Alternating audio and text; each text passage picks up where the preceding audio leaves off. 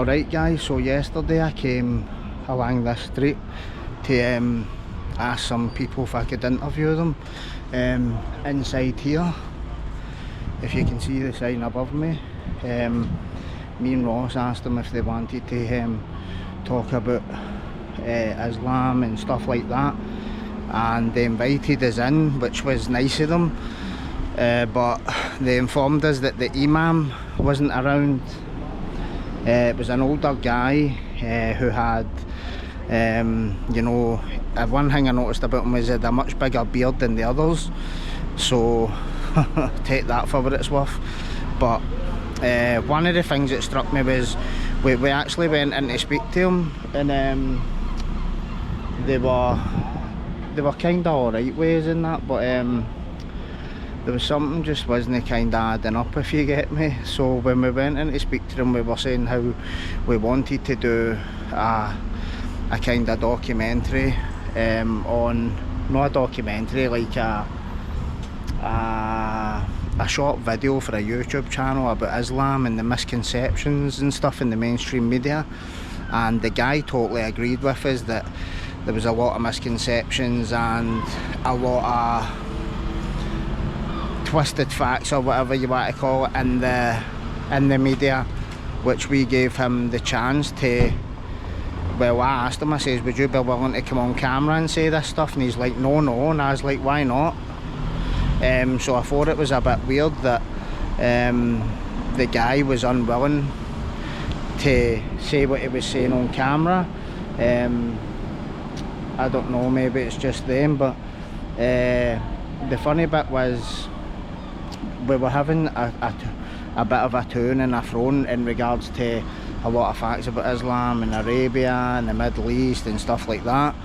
And then one thing I noticed when me and Ross were inside, they were all sitting round us in a circle, and then I don't know what made me turn round, but out the corner of my eye there was a guy standing right behind us with his arms folded, right, and he came out of a door that I hadn't even noticed. So that was a bit fishy. And Ross was rabbling a lot of shite, to be honest, going on about the UFC and, oh, I'm on the tag for 2 years and all that, and I'm trying to nudge him to shut him up because I'm trying to hit them with heavy curveballs, you know what I mean? But aye, that was about as far as I got with content yesterday. But the funny thing was they offered us a drink. Like, it was a lot of young boys they were offering. I was asking them where they were all from. Some were from Canada, one was from Somalia and one was from Eritrea, but the other ones wouldn't tell me where they're from. But the guy spoke to me, the guy who I spoke to with the large beard, he was Pakistani, and he was showing me around, right, and I went inside so when he wasn't looking, I went inside, see the it said female prayer room, and I went inside it and the whole room was in darkness, and see when I looked inside it, the light from the hallway shone inside the room, and there was males lying there sleeping in sleeping bags, about 4 or 5 people, and we're talking about 5:30 in the afternoon. So you've got to kind of wonder how are guys sleeping inside there. I know the church sometimes will let you in if you're homeless and all that, but it makes me think to myself, are they harbouring people? Or I don't know, I don't want to sound like I'm being a bit like I'm targeting people, but I thought it would have just been nice to go in and speak to them and just see if we could have some sort of kind of scholarly debate about Islam or the Middle East or whatever. These are things that I like reading up on and researching, but they were completely unwilling to talk about it. Aye, that was it. But the place is just, I don't know. He says to me, you can wait for the Imam to come in, but that was like another 3 years later, and I noticed that the Imam has a PhD in Islamic law. In other words, to me what that means is Sharia law, and that's what I want to speak about to him. But I didn't tell them that at the time because they would have just shut me straight down. So I don't know if, because I had a backpack over my shoulder, I had my GoPro in it, so I don't know if it was really the case that it was kind of, they're like, who are these fucking nut jobs, know what I mean? I don't know, but aye, so that was as close as I got trying to get a bit of content yesterday. I was walking about the day trying to find some as well, but there wasn't really a lot taking a go for. What terrorist attack? There's a boy on the set of Place of Fire, oh, you're joking, right? So across for this centre, there is 2 reporters that are doing a story on an Islamic centre that was firebombed up here, and Ross has just told me they're storming right there. I knew they were news people, I just didn't know what they were doing there, so I'm going to go and see if they want to talk to us, right? Hold on 2 secs, man. Excuse me.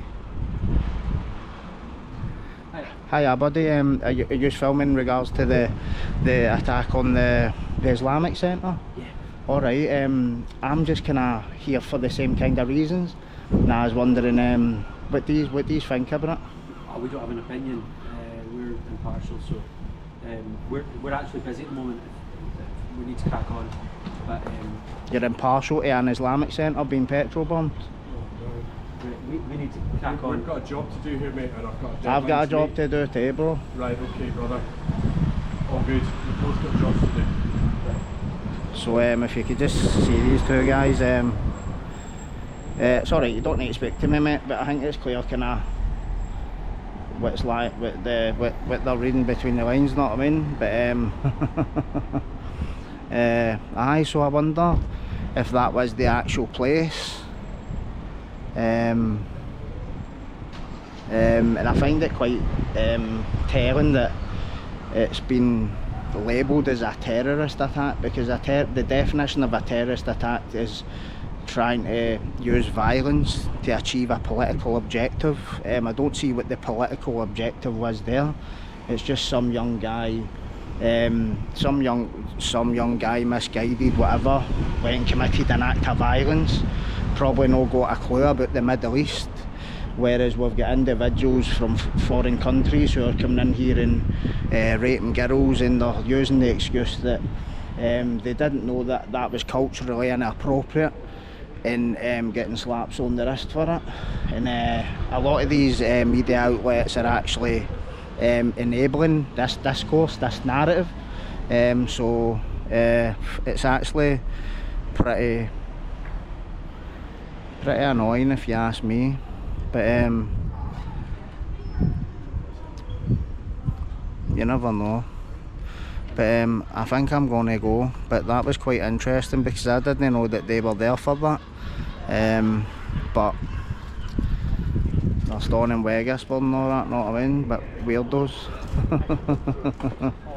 I don't know how Ross even knew who they were, but aye. Probably a way to phone the BBC. Fucking pair of idiots. But aye, that was too funny there. I'm glad I got that in this video. That must have been the place that got attacked. I didn't know that was the place that got attacked. I didn't know, I assumed there was more than one Islamic cultural centre here, and I don't advocate for people attacking places of worship, let me get that straight. But if you're not here for the right reasons, if you don't come here and you don't want to, if you want to come here and try and say, oh, we're here to take over, I don't mean take over, right? What I mean is we're going to build the global caliphate, then you're seriously mistaken. This is just the start. So sorry I didn't have anything for you yesterday, but it looks like I've just kind of pulled a wee 10-minute video at the bag there, so yous all take care, and I will see you next time I'm on. Might do a live tonight, catch yous troops.